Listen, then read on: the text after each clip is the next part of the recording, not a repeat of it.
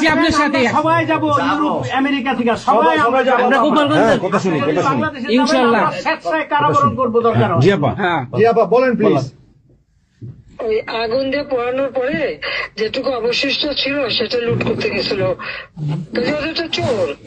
জি বড় চোর সুদখোর। জি আপা। আপা আচ্ছা আমি জনতা তো করবেই, আমরা নিজেরা করবো আপা, নিজের হাতে করবো। দৃষ্টান্তমূলক ফাঁসি চাই, যেটা জনগণ দেখবে ওই ফাঁসি চাই। যার যার বাড়ি ঘর পোড়াইছে করছে। আফা দেশের থেকে সব গরিব মানুষ এখন গ্রামে যাচ্ছে, খাবার পাচ্ছে না, কিচ্ছু পাচ্ছে না, খুব কষ্টে আছে সাধারণ পাবলিক, খুবই খারাপ আপা।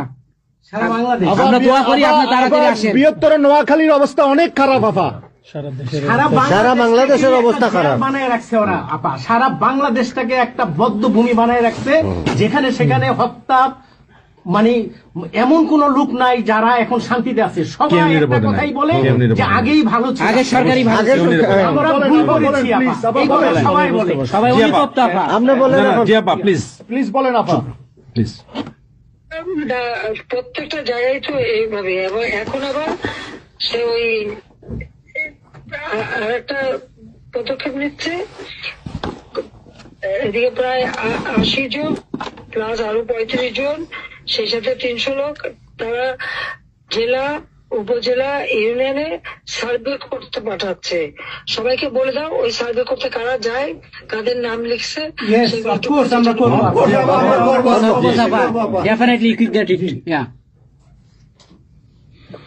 আমরা চাই আপা আপনি সুস্থ থাকেন, আপনি সুস্থ থাকলে বাংলাদেশ সুস্থ থাকবে, বাংলাদেশ ভালো থাকবে। আপনাকে আবার আমরা ফিরিয়ে এনে বাংলাদেশকে আবার এগিয়ে নিয়ে যাওয়ার জয়ের মালা পরাবো, আবার জয়ের মালা পরাবো। জয় বাংলা, জয় বঙ্গবন্ধু। জি আপা প্লিজ। তোমাদের যে দেশে আছো সেই দেশে ডেনমার্ক আমেরিকা সবাই এখানে আছি আপা, ডেনমার্ক আমেরিকা সবাই আছি আপা। আপনি এখন আমাদের কিছু নির্দেশনা দেন, আমরা প্রবাসী থেকে কি করতে পারি, এবং বাংলাদেশে আমাদের যে ফ্যামিলি আছে, আত্মীয় স্বজন আছে, আমাদের যে বিভিন্ন দলের নেতৃবৃন্দরা আছে, আমরা কিন্তু অর্থনৈতিক থেকে বিভিন্ন ভাবে সহযোগিতা করতেছি, যার যেভাবে পারি আমরা। বাকিটা আপা আপনি নির্দেশনা দেন, আপনার নির্দেশনার মতো আমরা কাজ করবো বাংলাদেশে এবং প্রবাসে। তোমাদের যেটা করতে হবে, একটা হচ্ছে তোমরা যে দেশে আছো সেই দেশের আইন কানুন মেনে ওখানকার যারা নির্বাচিত প্রতিনিধি বা সরকার বা যে বিভিন্ন মানবাধিকার সংস্থা, তারপরে 165 জন সাংবাদিকের চাকরি নাই, তাদের অ্যাক্রেডিটেশন কার্ড বাতিল করে দিছে। 106 জন সাংবাদিকের বিরুদ্ধে হত্যা মামলা দিছে, এবং আমাদের কতজনকে গ্রেপ্তার করে জেলে ঢুকাইছে, মানবিক জীবন যাপন করছে। সাংস্কৃতিক কাজ করতে পারে না, ব্যান্ড শোনা ব্যান্ড কোন অনুষ্ঠান করতে পারে না, পাকিস্তান থেকে ব্যান্ড শো এনে করায়, অথচ আমার দেশে ব্যান্ড শো যারা তারা এখন কাজ পায় না। এরা আবার এদের সাথেই ছিল, তারাও লাল রং লাগাইছিল, এখন আর তাদের পাত্তা নাই, কাজ পায় না। স্বীকৃতি কর্মকাণ্ড বন্ধ, সমস্ত সামাজিক নিরাপত্তার যত গরিব মানুষ আমরা বয়স্ক ভাতা, বিধবা ভাতা, মুক্তিযোদ্ধা ভাতা যা যা দিয়েছিলাম সেগুলি সব বন্ধ করে দিয়ে সেটাকে মেরে খেয়ে গেছে। এমনকি মানে সারা দেশটাকে একটা লুটের রাজত্ব, খুনের রাজত্ব সৃষ্টি করছে।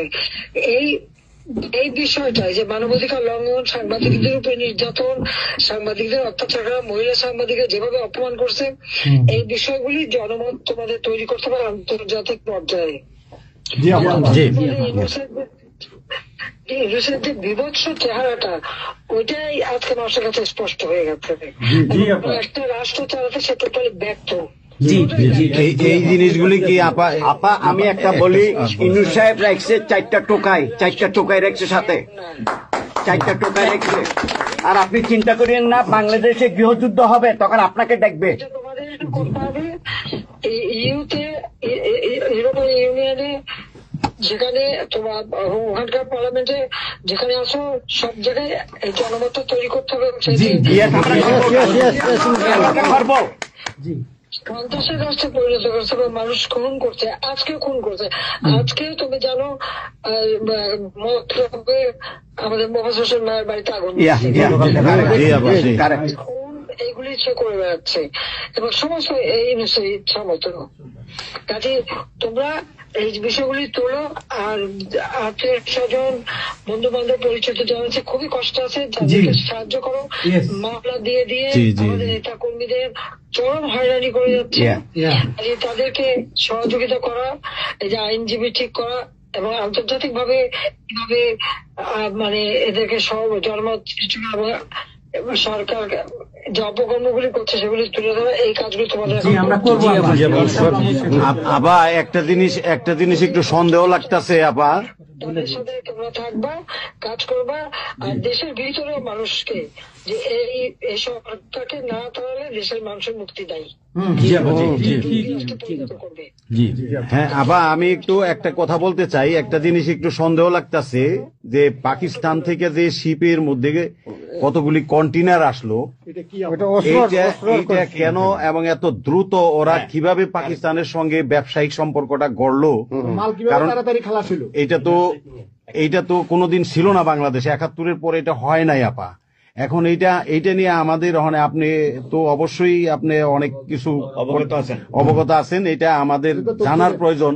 এই তথ্যটা আমাদের বের করা উচিত যে কোনো ভাবে, গোয়েন্দা বলেন, যে কোনো ভাবে আমাদের তো কিছু না কিছু আছে, এদের মাধ্যমে এই জিনিসটা আমাদের খুবই দ্রুত বের করা উচিত। এরা কি মনে করতেছে, মনে হয় সম্ভবত ভয় পাইতেছে যে আমরা হয়তো দেশে একটা অরাজকতা সৃষ্টি করুম, ওরা একটা গৃহযুদ্ধের প্রস্তুতি নিতেছে, অস্ত্র আমার কাছে সন্দেহ। ওইখানে দুইজন যে মাল ডেলিভারি করে ওই জায়গাতে কন্টেনারের ওইখানে 2টা লোকের চাকরি চলে গেছে।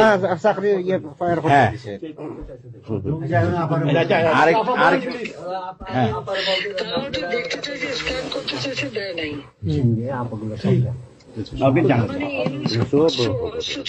সাথে জড়িত।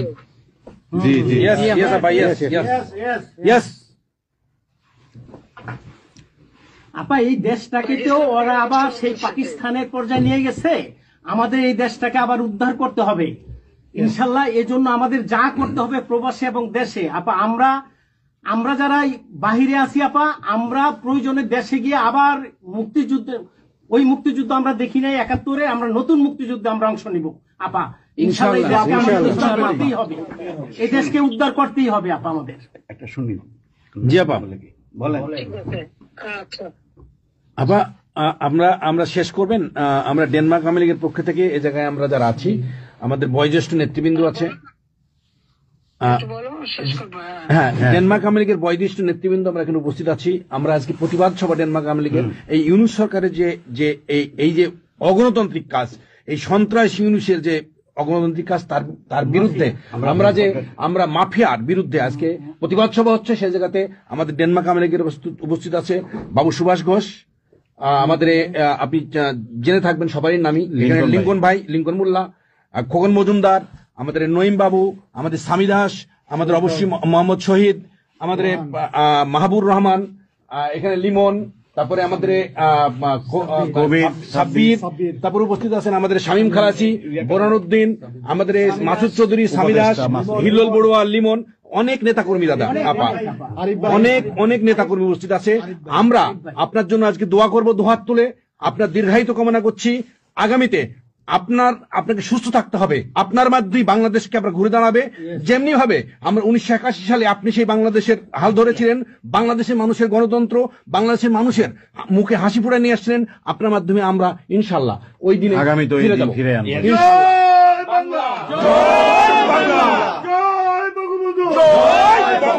শেখ হাসিনার সরকার বারবার দরকার, বারবার দরকার। শেখ হাসিনার সরকার, শেখ হাসিনার ভয় নাই, রাজপথ ছাড়ি নাই, রাজপথ ছাড়ি নাই। শেখ হাসিনার ভয় নাই, শেখ হাসিনার সরকার বারবার দরকার, শেখ হাসিনার সরকার বারবার দরকার। আপনি একটা ঠিক করে শুনে বলুন। বলেন প্লিজ, বলেন প্লিজ, বলেন। আপনি তো বিজি এমনিও। জি হ্যাঁ আপা, আরেকটা জিনিস আমি জিজ্ঞেস করি আপনাকে, এত বড় একটা ঘটনা আপা আমাদের উপর ঘটে গেল, আপা আমার আমাদের গোয়েন্দারা কি করছে আপা? এই প্রশ্নের অ্যান্সার আবার দিয়েন না।